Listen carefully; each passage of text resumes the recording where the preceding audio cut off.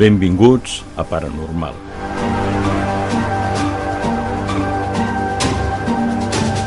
Un programa de CEMI Produccions per a Ràdio Fogars.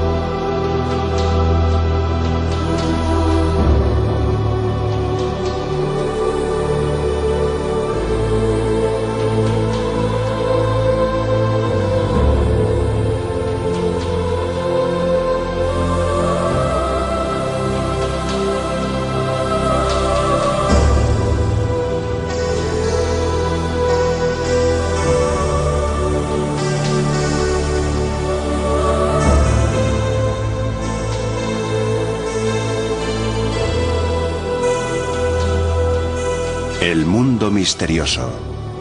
Segunda parte. Vampiros.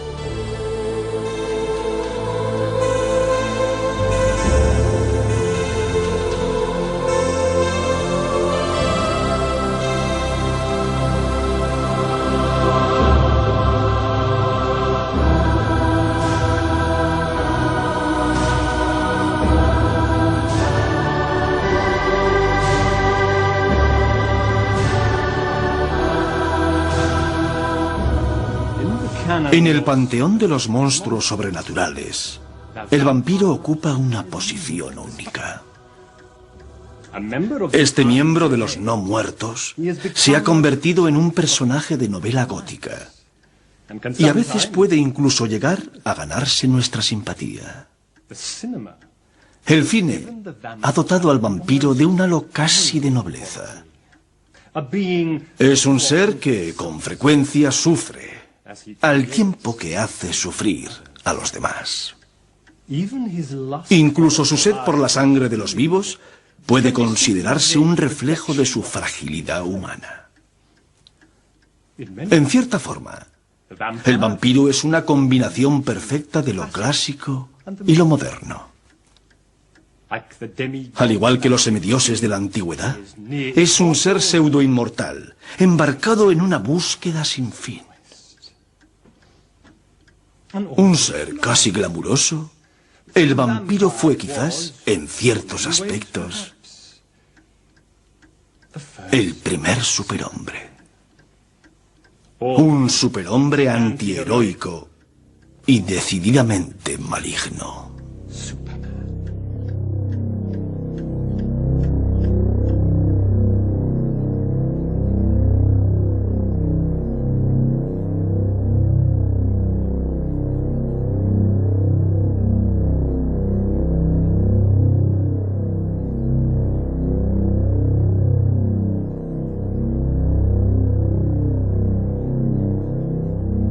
El vampiro en la ficción. El cine representa al vampiro como una criatura que no produce sombra ni reflejo, dotado de una fuerza sobrehumana y poderes hipnóticos. Es un ser de tez pálida, irresistible para las mujeres, irreconocible por su aliento fétido, sus ojos penetrantes y unos dientes especialmente largos. Tiene el poder de convertirse a voluntad en murciélago, lobo o en cualquier otra criatura de la noche.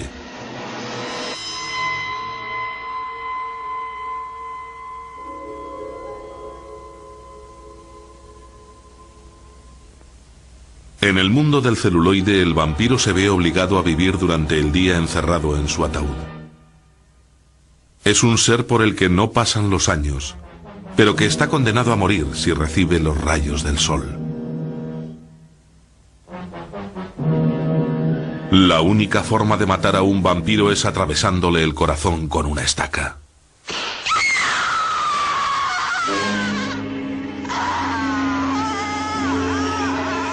Igual que Hollywood ha reinventado el western de muchas formas, las películas de vampiros han visto y sobrevivido a mucha experimentación. Pero por mucho que se actualice la leyenda, el viejo y poderoso concepto se mantiene intacto. Los vampiros son cadáveres que han vuelto a la vida y que beben sangre humana.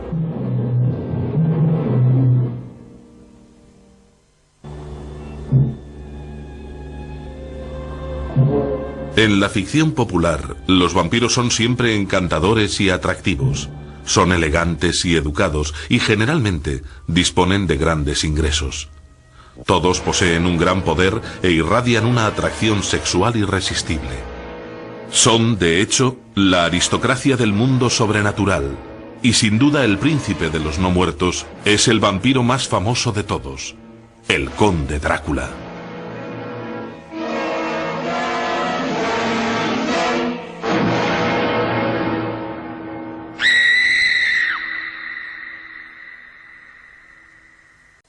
La novela Drácula, del escritor irlandés Bram Stoker, publicada en 1897, sigue siendo la obra de ficción más famosa sobre vampiros.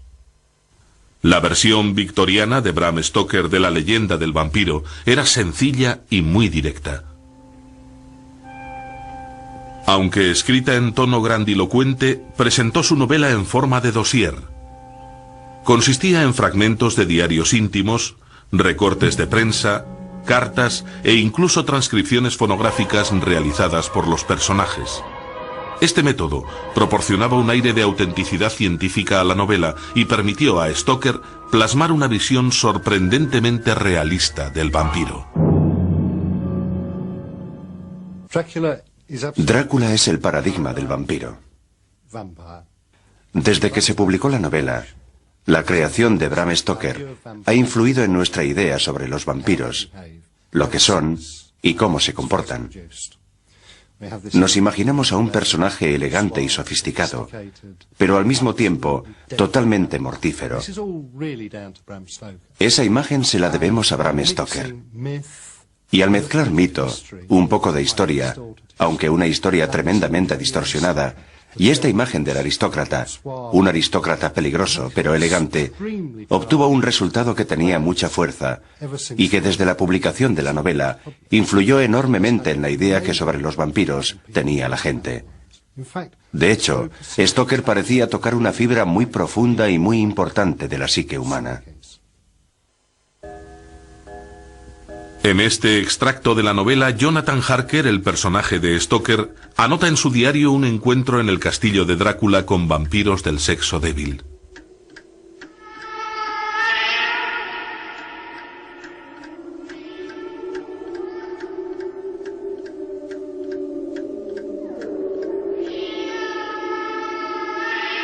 No estaba solo. La luz de la luna me permitió ver frente a mí a tres jóvenes, damas, a juzgar por sus vestidos y modales. Lo primero que pensé al verlas es que debía de estar soñando, puesto que aunque la luna estaba a sus espaldas, su sombra no se reflejaba en el suelo. Se acercaron a mí. Me miraron durante un rato y se pusieron a susurrar entre ellas. Las tres tenían unos dientes blancos que brillaban como perlas en contraste con el rubí de sus voluptuosos labios. Sentía en mi corazón un deseo ardiente y perverso de que me besaran con aquellos labios rojos. Y entonces las tres se rieron. Produjeron un sonido estridente, como el que nunca hubiera pensado que pudiera salir de la suavidad de unos labios humanos. Fue intolerable. Adelante. Tú serás la primera. Nosotras te seguiremos. Tuyo es el derecho a empezar. Es joven y fuerte. Habrá besos para todas. A la luz de la luna, vi que la humedad brillaba en sus labios de color escarlata y en su lengua roja, mientras se lamía los blancos y afilados dientes. Fue bajando la cabeza cada vez más, hasta que sentí el suave y estremecedor contacto de sus labios en la sensible piel de mi garganta, y el duro filo de dos dientes afilados que me tocaban y se posaban allí. Cerré los ojos, me abandoné al éxtasis y esperé.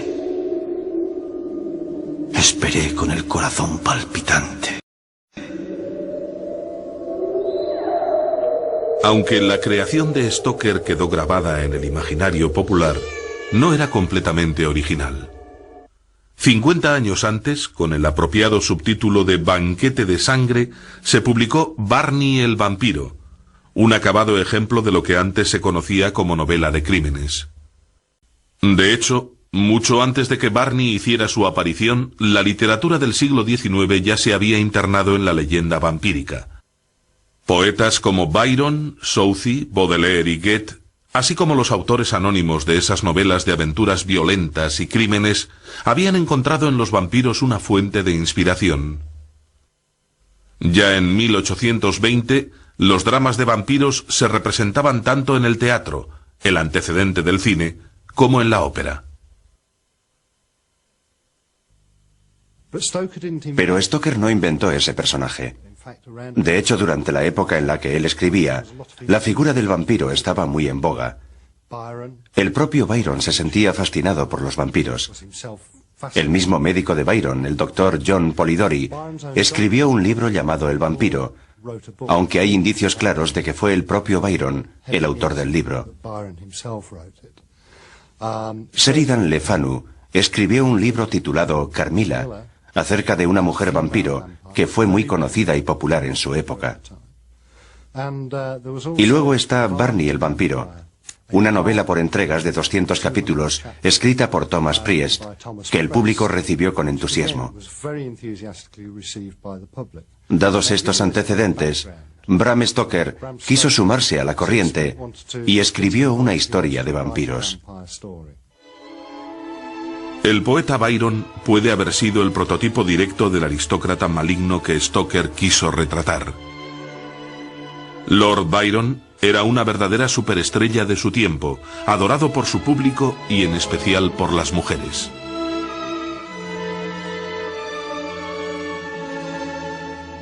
Una de esas ardientes admiradoras le describió como loco, malo y peligroso de conocer. El enigmático poeta cultivó de forma deliberada una imagen oscura y gótica, considerándose un vividor satánico. Fue Byron quien escribió un relato titulado simplemente El vampiro. Escrito en un estilo entre serio y jocoso, Byron no lo consideró una gran obra de ficción, puesto que la historia tuvo que ser recogida por su amigo John Polidori. Pero con su publicación, el vampiro adquirió una dimensión nueva y glamurosa. El vampiro de Byron era un sofisticado lord inglés, un hombre conocido en la sociedad londinense que se había embarcado en un viaje por Europa antes de asesinar a sangre fría a la hermana de su compañero. Hay un momento en la historia británica en el que la gente empezó a redescubrir la Edad Media y los temas góticos. Tanto Byron como el llamado movimiento gótico desarrollaron una escritura en la que se abordaba la cara oscura de la vida, el lado misterioso de la vida. Byron no estaba solo en esto. Se trataba de un fenómeno conocido en toda Europa. Había escritores como Goethe, Baudelaire, Dumas, Southey y el propio Byron que escribían acerca del lado oscuro de la naturaleza humana, el lado gótico, y cada uno de ellos, a su manera, tocó el tema de los vampiros, aunque fuera de forma tangencial. En la época en la que escribía Bram Stoker, por ejemplo, existía un gran interés por todo lo relacionado con lo misterioso, y el vampiro fue una figura particularmente importante en el renacimiento de lo gótico.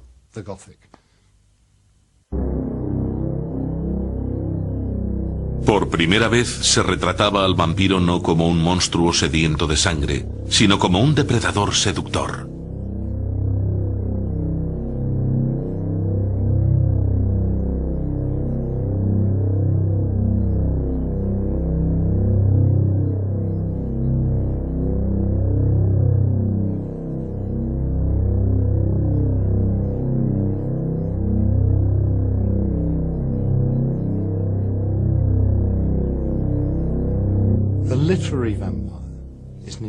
El vampiro literario es una figura intensamente erótica. La clase de figura por la que alguien como Lord Byron se sentía atraído, y la clase de figura que el público se imaginaba que era Byron. Lo que tenemos que recordar sobre los vampiros es que en su forma literaria encarnaban la idealización de la seducción. Una seducción peligrosa que representaba los principios del amor erótico y la violencia. Los freudianos asegurarían que el vampiro literario encarna a Eros y Tánatos, el principio de la vida y el principio de la muerte, en una sola figura. Es algo que queda patente si vemos las películas y leemos los libros que tratan de vampiros. Ese barniz intensamente erótico está siempre ahí, y creo que la atracción que irradia la figura del vampiro se basa precisamente en eso. Es un sexo peligroso, una figura sexualmente peligrosa, tal y como queda reflejado en las versiones actuales. Mientras escribía El vampiro, Byron se alojaba en Villa Diodati a orillas del lago Leman con su amigo el poeta Shelley. Fue durante su visita a Byron cuando Mary, la mujer de Shelley, desveló por primera vez la historia de otro monstruo que aterrorizaría la imaginación del público: la historia de Frankenstein. La leyenda vampírica, tal y como la conocemos hoy, no se remonta mucho más atrás. Lo que hizo Stoker fue tomar los materiales con los que Byron y la época de la novela gótica habían forjado la leyenda y producir algo similar, visto a través de los ojos de un escritor victoriano.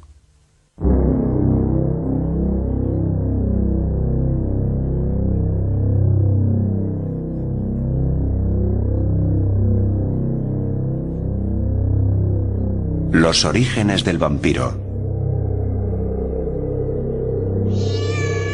La asociación de los vampiros con oscuras criaturas de la noche es una de las aportaciones más distintivas y personales de Stoker a la leyenda, y para ello se inspiró en criaturas reales como el murciélago vampiro suramericano. Sin embargo, Stoker utilizó los mitos y el folclore existentes para dar cuerpo a su propia narrativa. Stoker, por ejemplo, tomó el nombre de Drácula de un tiránico príncipe que vivió en los Balcanes en el siglo XV, Vlad Dracul, conocido como Vlad el Empalador.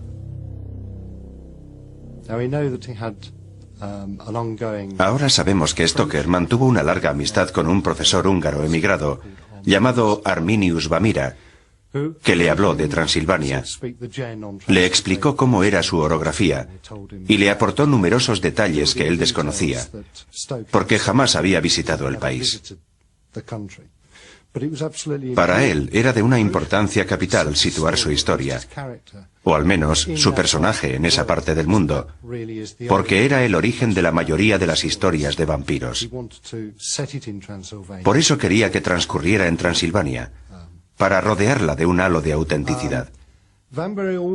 Creemos que fue también Vamira quien le proporcionó el nombre de Drácula, porque fue él quien le habló de la historia de Vlad el Empalador.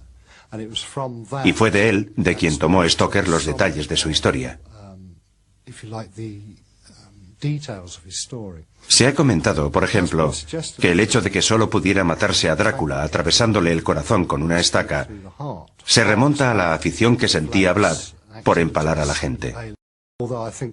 Aunque no creo que esa teoría sea defendible, porque si examinamos algunas de las historias de vampiros más antiguas del este de Europa, veremos que era esa la forma tradicional de eliminarles.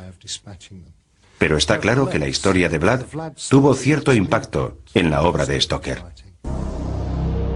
Sin embargo, a pesar de su crueldad legendaria y aunque la palabra Dracul significa mal en rumano, no hay nada que nos indique que Vlad Dracul fuera un vampiro.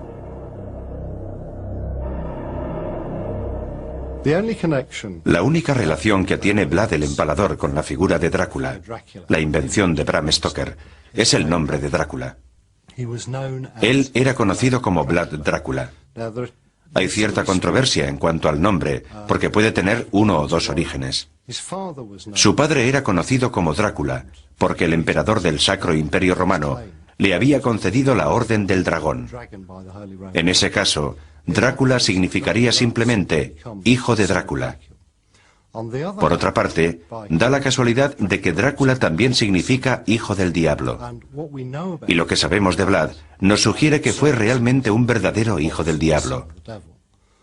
Sabemos que básicamente era un psicópata, un sádico, un hombre despiadado y desagradable, que maltrataba a su propia gente, incluso a quienes le eran más cercanos. Existen historias extremadamente desagradables sobre lo que les hizo a sus mujeres, por ejemplo. También hay historias sobre él en su juventud, en las que se cuenta que les arrancaba las alas a los pájaros y les atravesaba con un palo, formando hileras de pájaros empalados. De ahí proviene su nombre, el empalador. Su forma de tortura era empalar a la gente. Por otra parte, no hay ninguna prueba que demuestre que fuera vampiro. No hay ningún documento en el que se señale que bebía sangre, lo cual nos indica que no era un vampiro. Aunque tengo que decir que los documentos sobre su comportamiento en ese aspecto no son totalmente de fiar. Hay que recordar que la gente le tenía tanto miedo que guardar ese tipo de información podría haber sido extremadamente peligroso. Pero por un curioso giro del destino, Vlad, a pesar de su crueldad, a pesar de la forma en la que trató a su gente, es un héroe nacional rumano y adquirió reputación de ser un guerrero temible que combatió contra los turcos y les expulsó de Transilvania. Sin embargo, si repasamos las obras clásicas de historia militar, veremos que su nombre apenas aparece. Aunque tuvo reputación de ser un guerrero terrible y se asegura que derrotó a los turcos en varias ocasiones, yo todavía no he visto un documento fiable donde aparezcan tales campañas. La otra gran fuente literaria de la que ha bebido la leyenda del vampiro moderno hunde también sus raíces en la historia. Se trata de la novela Carmilla, de Sheridan Le Fanu. Carmilla se publicó en 1872 y ha sido adaptada al cine más veces que ninguna otra novela de vampiros, exceptuando Drácula. Carmilla era una aristócrata y su nombre un anagrama de su verdadero título, Condesa Mircalla, también conocida como Elizabeth Bathory, la Condesa Sangrienta. Elizabeth Bathory nació en 1560 y se casó a los 15 años con un noble húngaro. Su niñera la había introducido en el mundo de la magia negra y pronto se embarcó en una horripilante carrera de asesinatos y torturas, obsesionada con un objetivo extraordinario: conservar su belleza. Elizabeth Bathory creía que bañándose en la sangre de mujeres adolescentes podría regenerar y embellecer su piel. La mayoría de sus atrocidades las cometió en su residencia principal, el castillo Setja. Fue allí, bajo la protección de su título de nobleza, donde asesinó a más de 1000 jóvenes en poco más de 10 años. Fue en 1610 cuando el rey de Hungría empezó a sospechar de sus actividades y ordenó que tomaran su castillo. Allí, en las lóbregas mazmorras, se encontraron más de 100 muchachas que esperaban el sacrificio ritual. Una joven recientemente asesinada y enterrada no conservaba ni una sola gota de sangre. A muchas de las jóvenes les habían perforado el cuerpo para extraerles la sangre. En contraste con el vampiro literario, que es en gran medida una figura romántica, peligrosa pero romántica, a lo largo de la historia siempre han existido personas que por una u otra razón han estado obsesionadas con la sangre, ya sea para beberla o para bañarse en ella. Y hay dos figuras históricas que destacan en ese sentido. Una es Elizabeth Bathory, de quien se sabe que asesinó de forma sistemática a 200 muchachas, vírgenes jóvenes, para bañarse en su sangre y conservar así su belleza. Y la otra es Gilles de Rae, una figura muy destacada de la historia francesa. Se sabe que este hombre, que fue señor de Francia con 26 años, sentía un interés muy especial por la sangre, especialmente por la sangre de los adolescentes. Hay dudas acerca del número de muchachos que asesinó, pero se calcula que fueron alrededor de 200 los muchachos que asesinó de diversas maneras. Se dice que se excitaba muchísimo cuando veía derramarse la sangre. Este tipo de personajes parecen encajar en la parte más oscura del mito, los que consideran la sangre como el fluido de la vida, y para quienes la sangre es en sí misma un símbolo muy significativo, porque simboliza la vida. Se ha creído, y la mayoría de las culturas, de una forma u otra, han sustentado esa creencia, que si ingieres sangre de otra persona, ingieres su vitalidad.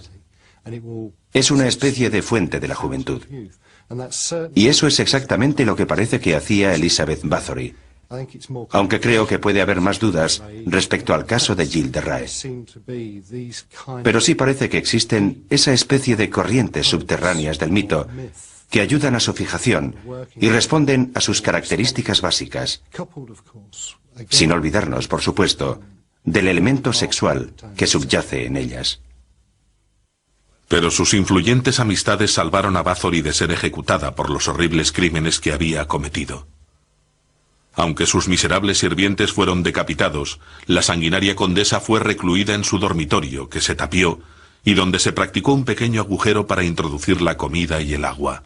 Murió 4 años más tarde en esta horrible tumba.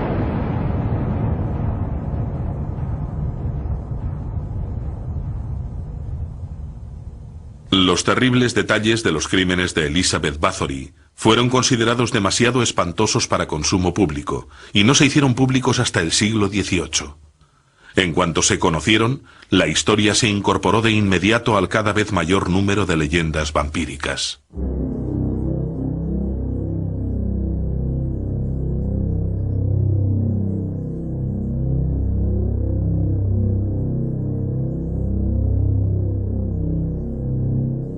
El vampiro en la leyenda.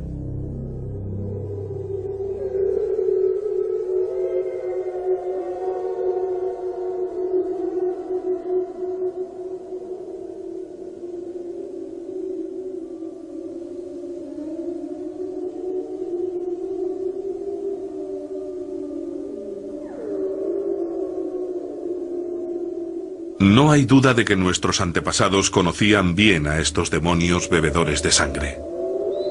Hay, por ejemplo, descripciones de fantasmas bebedores de sangre en la Odisea y en otras narraciones griegas y romanas. También existe la leyenda hebrea de la demoníaca Lilith, quien compartía muchas similitudes con los vampiros. Los romanos hablaban de una criatura llamada Lamia, una especie de vampiro femenino que aparentemente engatusaba a los hombres para que se casaran con ella, les mataba y se bebía su sangre.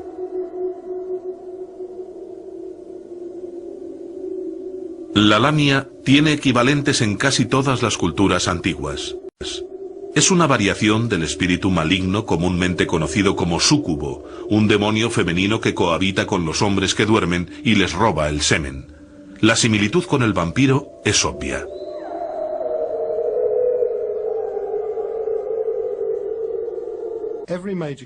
Todas las grandes culturas del mundo tienen su mito vampírico. No siempre se les llama vampiros, pero cada cultura ha creado criaturas que succionan sangre o arrebatan la energía y vitalidad a sus víctimas, incluyendo la tradición cristiana. En la Biblia tenemos el caso de Lilith, la primera mujer de Adán, que era una especie de bebedora de sangre, una suerte de vampiro. Pero la imagen del vampiro, tal y como la entendemos hoy, es una imagen muy reciente, cuyo origen puede remontarse a la Europa del siglo XVI, y se da especialmente en el este de Europa y en los Balcanes. Es de ahí de donde surgen las principales historias y donde se desarrolla la imagen del vampiro a lo largo de los años. Claro que a la hora de entender la idea de los vampiros, debemos ser conscientes de que hay varias formas de acercarse a ella. Están los orígenes mitológicos de la figura del vampiro, los orígenes literarios de la figura del vampiro y, por supuesto, los orígenes históricos, y cada uno de ellos plantea distintas interrogantes.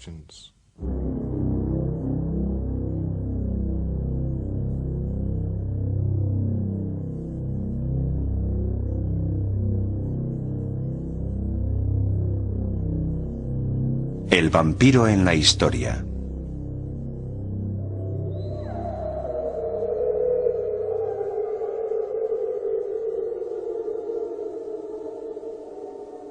Pero no fue hasta el siglo XVI cuando el vampiro se convirtió en un fenómeno claramente distinguible, representado con gran detalle por sus contemporáneos. Los hombres del siglo XVI que dejaron constancia de estos hechos no eran novelistas y poetas, sino simples escribanos y atareados funcionarios gubernamentales. Yo acompañé a la comisión a investigar la denuncia del vampiro. La comisión la formaban el fiscal, un teniente del ejército del duque Carlos, 24 de sus soldados y el resto de dignatarios ya citados. Al anochecer fuimos a la tumba donde enterraron al vampiro hace 3 años. Se decía que había asesinado a su hermano y a algunos otros parientes, principalmente sobrinas. ¿Hace poco? En la última quincena. Otra de sus sobrinas estaba en peligro. Ya le había succionado antes la sangre 2 veces, pero esta vez le interrumpieron. Cuando abrimos la tumba, el corazón de la bestia palpitaba con fuerza. Le clavamos una barra de hierro en el pecho. Su sangre estaba mezclada con una horrible efusión blanca. ¿Y luego? Le cortamos la cabeza y enterramos su cuerpo separadamente en cal viva. Durante el siglo XVI, los enfermos mentales, los borrachos, los tontos y los retrasados fueron perseguidos con saña como vampiros potenciales. No fue hasta 1734 cuando la palabra vampiro entró de forma oficial en la lengua inglesa. Recibió una definición clara y enfática. Vampiro: los cadáveres de personas muertas, animados por espíritus malignos que salen de sus tumbas durante la noche, chupan la sangre de los vivos y les destruyen. En 1751, Dom Augustin Calmet, responsable de reunir gran parte de las pruebas sobre vampirismo, escribió un tratado sobre apariciones. En él afirmaba que los vampiros habían sido descubiertos hace tan solo 60 años y se encontraban principalmente en Hungría, Moravia, Silesia, Polonia y Albania. El Tratado de Calmet coincidió con el desarrollo de la prensa y la circulación masiva de libros y folletos. Además, el cada vez mayor número de visitantes al este de Europa hizo que estas historias sobrenaturales se extendieran por otras partes del continente y de forma inevitable acabaran impresas. Evidentemente, hasta qué punto el deseo natural de sensacionalismo ha adornado la verdad seguirá constituyendo un misterio.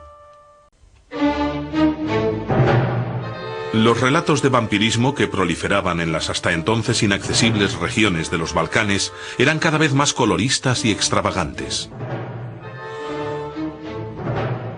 Muchos eran fantasías claramente extraídas del folclore. Algunos incluso sugerían que los vampiros eran capaces de cambiar de forma. Bram Stoker conocía esas nuevas historias y las incorporó a su novela, permitiendo que su Drácula pudiera metamorfosearse en una nube de niebla, un lobo o un murciélago.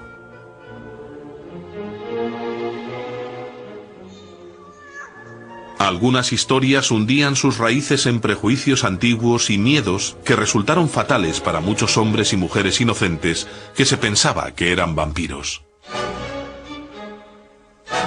En algunos casos el miedo era genuino. En otros, la acusación de vampirismo era la excusa perfecta para perseguir a aquellos que no encajaban en la sociedad. En Grecia, por ejemplo, se pensaba que los ojos azules eran la marca de los vampiros. Se sabe que en Bulgaria también se sospechó de un hombre que solo tenía un orificio en la nariz. En todas partes, las personas nacidas con deformidades o marcas de nacimiento y que de alguna forma habían conseguido escapar de la persecución como brujas y brujos, se vieron acusadas de vampirismo por un pueblo supersticioso y asustado. Otra razón para los miles de denuncias de vampirismo aparecidas a partir del siglo XVI fue el escaso conocimiento médico de la época. En una era en la que la peste y las epidemias mataban a miles de personas, era trágicamente frecuente el enterramiento prematuro de enfermos catalépticos y comatosos. Esto podría explicar algunas descripciones de cadáveres exhumados encontrados en posiciones muy diferentes a las que fueron enterrados. Los pobres diablos habían sido enterrados vivos. En apoyo de esta teoría, el doctor Herbert Mayo escribió en 1951: los vampiros eran simplemente personas que estaban vivas y que siguieron vivas algún tiempo después de su enterramiento. En resumen, eran personas que habían sido enterradas vivas y cuyas vidas se extinguieron finalmente por culpa de la ignorancia y la brutalidad de aquellos que les enterraron. Es muy posible que Mayo tuviera razón. La siguiente escena dramática no es ficción. Tuvo lugar en Belgrado en 1732, cuando un bombero ofreció testimonio sobre la apertura de una tumba, que fue posteriormente documentada como el descubrimiento de un verdadero vampiro. Cuando abrimos el ataúd, la criatura se puso de costado. Su piel estaba fresca, sonrosada. Tenía las uñas largas y torcidas. Estaba babeando y tenía la boca manchada con la sangre de su última comida. Le clavamos una estaca en el pecho. Emitió un alarido. La sangre saltó por todas partes. Ahora solo quedan sus cenizas. Gracias a Dios.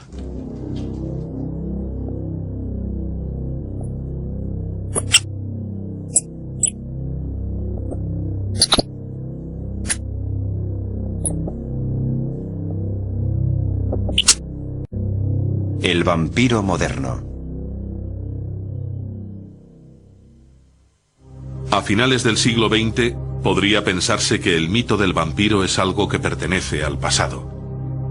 Sin embargo, tachar cualquier consideración sobre vampiros como ignorancia, superstición, accidente o desviación sería una insensatez, puesto que siempre ha habido casos que desafían cualquier explicación racional. Curiosamente, las denuncias de vampirismo no han disminuido, ni siquiera en el siglo XX. Ahora que el vampiro ha adquirido una estatura heroica, también le han salido imitadores.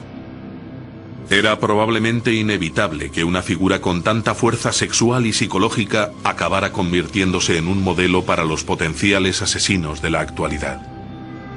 Siempre ha habido asesinos deseosos de beber la sangre de sus víctimas. La turbación de la lujuria, el ansia de poder y una creencia primitiva de que la sangre de otros contiene propiedades mágicas está detrás de muchas atrocidades. Algunos, como el asesino John Hake, declararon haberse bebido la sangre de sus víctimas para dar visos de verosimilitud a su alegación de demencia.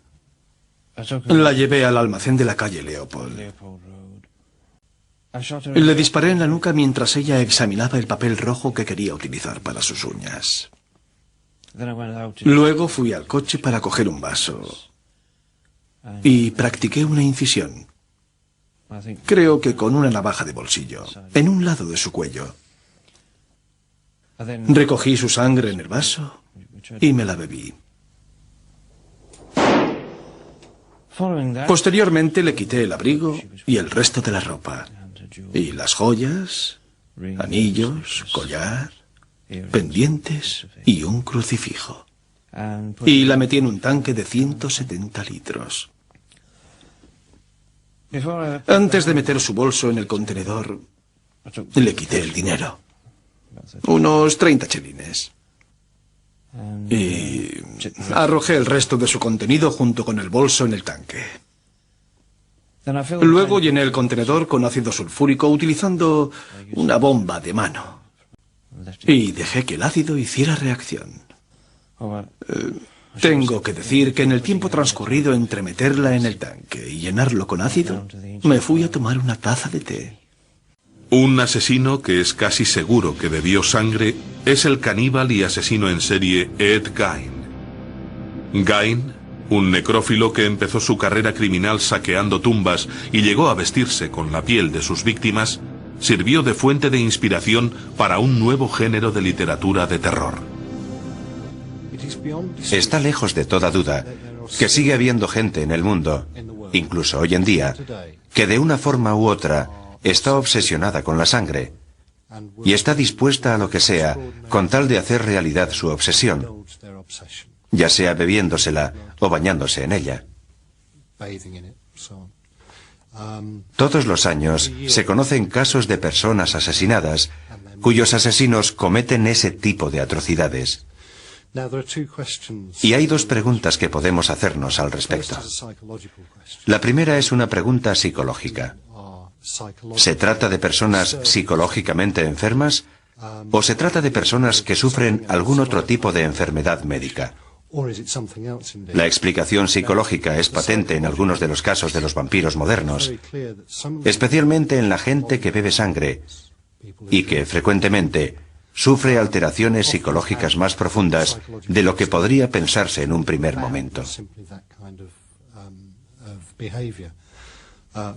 Recientemente se ha producido un caso muy sonado en Australia, en el que 4 mujeres jóvenes asesinaron a un hombre al que conocieron en un club. Y la líder del grupo de mujeres bebió la sangre del cuello de su víctima. Lo destacado de ese caso es que se sabe que esa mujer en concreto tenía un problema de personalidad múltiple. Y hay pruebas de que la gente que tiene ese tipo de obsesión con la sangre sufre desórdenes similares. Por otra parte, hay una teoría, quizá deberíamos llamarla hipótesis, según la cual la obsesión tiene una base física. En 1985, el bioquímico David Dolphin aseguró que algunas de las personas que estaban tan obsesionadas con la sangre como para llegar a esos extremos sufrían una variación de la porfiria. Es una enfermedad genética de la sangre que se produce cuando existe una deficiencia de hemina, el agente colorante de la sangre. El Dr. Dolphin sugiere que la gente que sufre esta enfermedad hace lo que sea para ingerir sangre, ya sea humana o animal, para paliar ese déficit. Esta hipótesis plantea muchos problemas y se está debatiendo en estos momentos. Se ha señalado, por ejemplo, que ingerir sangre a través del estómago no compensa la deficiencia de hemina. Por eso la pregunta es, ¿por qué esa gente necesita ingerir sangre si eso no alivia su enfermedad? La segunda gran objeción a esa hipótesis es que si la ingestión de sangre es en sí un alivio, ¿por qué no limitarse a la sangre animal? ¿Por qué esa gente llega a cometer crímenes para conseguir sangre humana? Hay otra forma de vampirismo que debería ser mencionada, y es la denominada vampirismo psíquico. Es muy conocida entre los escritores dedicados al ocultismo. Personas como Dion Fortune han escrito abundantemente sobre ello, y en cierto modo, también algunos escritores religiosos. Merece la pena señalar que algunos sectores de la psicología moderna, aunque se trata de sectores muy controvertidos, también reconocen alguna forma de vampirismo psíquico, aunque en la psicología no reciba ese nombre. Se trata de esa gente que parece absorber la energía de los demás, gente que extrae la vitalidad de quienes les rodean y los deja exhaustos. Esa teoría asegura que la gente a quien le han absorbido la energía necesita a su vez absorber la energía de otra persona, lo que significa que volvemos a encontrarnos con ese elemento del mito vampírico, que dice que aquellos que han sido vampirizados se convierten también en vampiros. Pero este tipo de bebedor de sangre real o imaginario es una parte incidental de la leyenda de los vampiros. Y el mito continúa. Parece como si la fascinación por la figura del vampiro no desapareciera nunca. Los investigadores aseguran que hay al menos 1.200 vampiros reales en el mundo. La expresión vampiro real se utiliza para describir a las personas adictas a la sangre humana, que obtienen placer sexual por el hecho de beberla. Se supone que ese número va aumentando de forma constante año tras año. Se cree que la mayor concentración de vampiros se da en Estados Unidos, especialmente en Los Ángeles, donde hay 36 vampiros. Y parece que el país en el que hay menos es Japón. También nos ha llegado otra forma muy curiosa de vampirismo psíquico, bajo el nombre de sananatismo. Lo interesante es que esta tendencia empezó siendo recomendada como una práctica médica. Pensemos en el David de la Biblia, por ejemplo, a quien le aconsejaron que se acostara con vírgenes jóvenes para conservar su energía, porque estaba envejeciendo y empezaba a fallarle la vitalidad. Le aconsejaron que durmiera con vírgenes para que pudiera absorber su energía. No le estaba permitido tener relaciones sexuales con ellas. Solo podía dormir con ellas. También sabemos que Federico I Barbarroja, emperador del Sacro Imperio, repitió esa misma práctica, aunque en su caso dormía con muchachos, como el Papa Inocencio VIII, quien también dormía con muchachos para recuperar su vitalidad. En todos estos casos, no solo tenemos formas de vampirismo psíquico en los que los viejos vampirizan a los jóvenes para robarles su vitalidad. También debemos decir que todos estos personajes son hombres y que hay un elemento homoerótico muy señalado en esta práctica. Otra cosa muy interesante respecto a esta práctica es que se crearon burdeles específicamente preparados para que la gente pudiera acostarse con jóvenes. Por ejemplo, en el siglo XVIII había un personaje llamado Madame James que tenía un burdel de estos. Y había otro burdel llamado el Templo de Aurora. En estos casos, la gente pagaba por dormir entre dos vírgenes, chicos o chicas, generalmente chicas en este caso, para renovar sus energías. Pero no podían mantener relaciones sexuales con ellas, porque si lo hacían, perdían el dinero que habían entregado como depósito y no podrían volver más. Iban allí a dormir con ellas y renovar sus energías, y parece que eso era todo lo que hacían. Aunque lo que no sé, y por eso no quiero pronunciarme al respecto, es si lo conseguían absorbiendo energía de las mujeres en cuestión o por medio de otro proceso. En términos de vampiros reales, y vuelvo a entrecomillar el término, debemos hacer una distinción. Existen al menos dos categorías distintas. La que ya conocemos, formada por gente que está obsesionada con la sangre, quizá por motivos psicológicos o por motivos sexuales, eso no lo sabemos. No hay duda de que esa gente existe. Nos siguen llegando noticias de ello, y en gran cantidad. Cada año hay más asesinos que se beben la sangre de sus víctimas. Y por otra parte, se asegura que existen vampiros reales. En Nueva York existe una organización llamada Centro de Investigación de Vampiros, donde han fijado una definición de trabajo para lo que ellos llaman un vampiro real. Es la gente que siente una necesidad fisiológica de beber sangre, en oposición a la gente que siente una necesidad psicológica. Ignoro si existe alguna persona así, pero este centro de investigación de Nueva York asegura que en la actualidad hay 1.215 vampiros reales en todo el mundo. Curiosamente, aseguran que el mayor número de vampiros se concentra en Los Ángeles. Y no sé qué pueden pensar los angelinos de eso.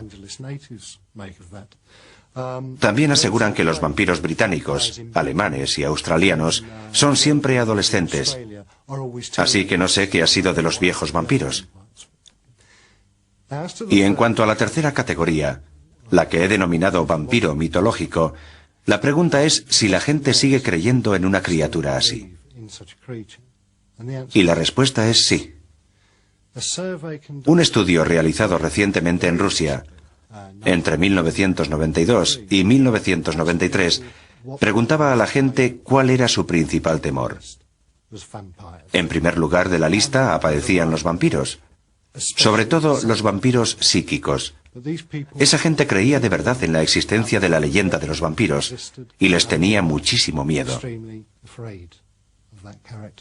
En Perú se produjo otro caso en 1993. Se esperaba que una mujer que se creía que había sido vampira y que estaba enterrada resucitara en su 18º cumpleaños. Aquello causó una gran consternación y agitación entre la gente, y llegaron a venderse equipos antivampiros a 2,5 € la unidad. Por eso mi conclusión general es que el vampiro, en cuanto a figura literaria, mítica e histórica, está muy vivo en nuestro mundo actual. Sigue formando parte de la realidad y continúa atemorizando a muchísimas personas.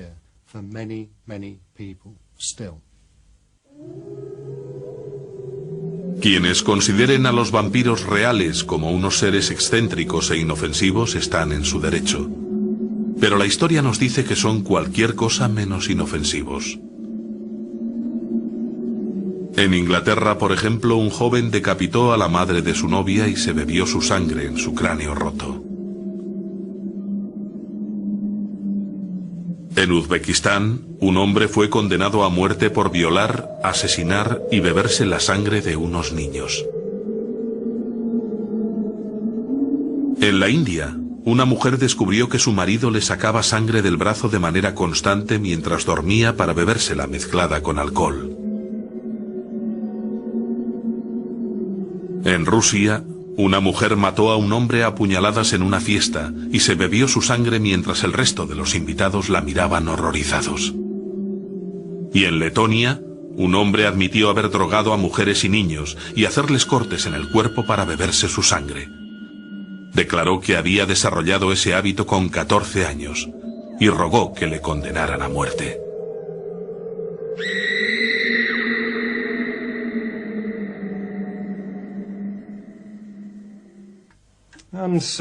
Como vemos, la leyenda de los vampiros sigue viva. Habrá más libros, más historias y más películas que conseguirán que el público salte de miedo en sus butacas. Pero debajo del mito subyace una verdad incuestionable.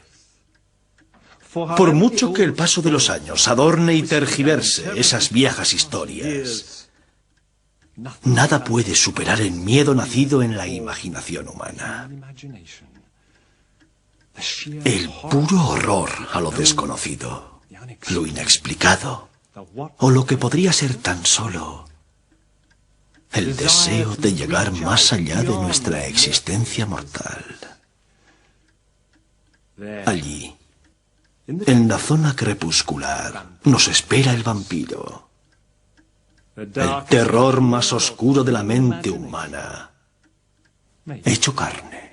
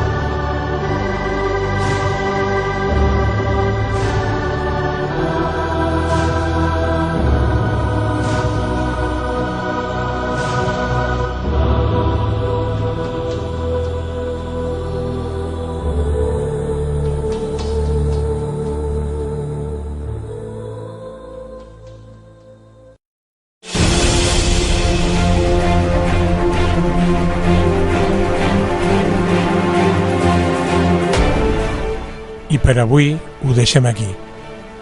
Ens retrobarem el proper mes a l'Hora Bruixa. I recordeu, hi ha altres mons, però són en aquest.